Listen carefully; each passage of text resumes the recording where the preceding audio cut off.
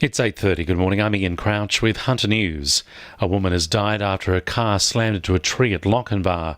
The 47-year-old, who was the only person in the car, lost control on Windermere Road at about 7:30 last night.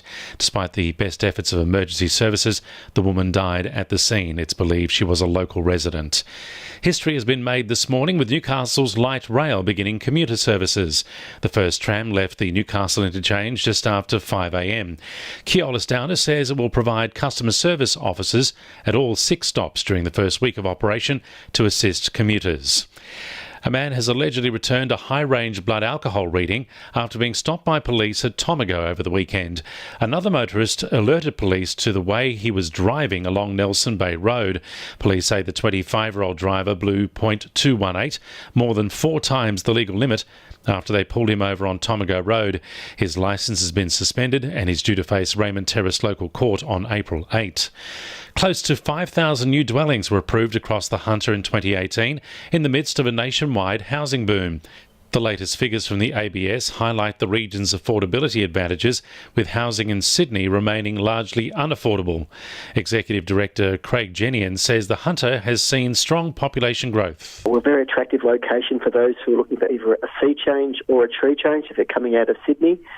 And increasingly, we've still got really affordable land in a diverse range of locations, which means it's a great spot to come to, particularly when housing affordability is such a concern in our capital city such as Sydney.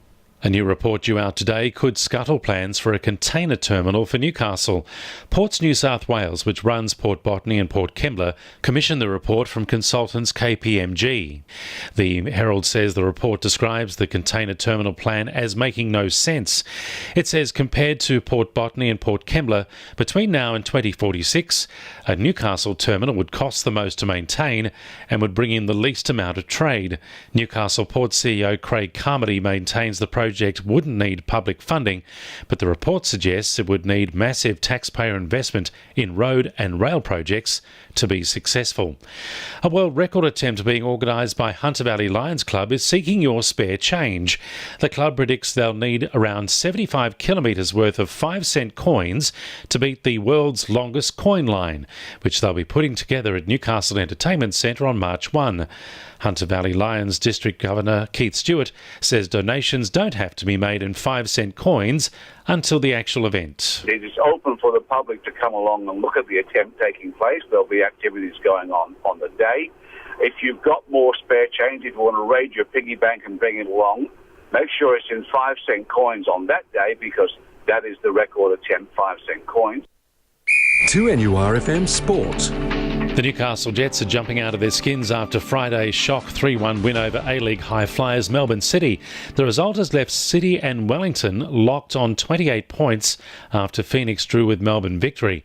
Newcastle is now just 6 points or 2 wins away from a potential spot in the playoffs.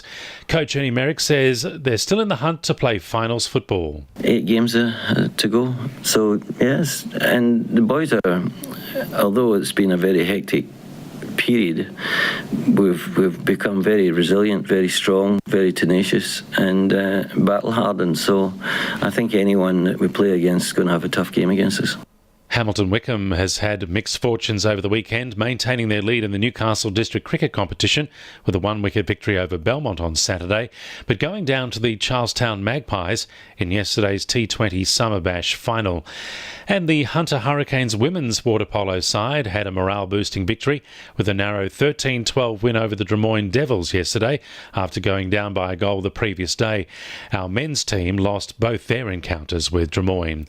And the winning numbers in weekend lotto are 27, 18, 19, 38, 43 and 26, and the supplementaries are 15 and 22.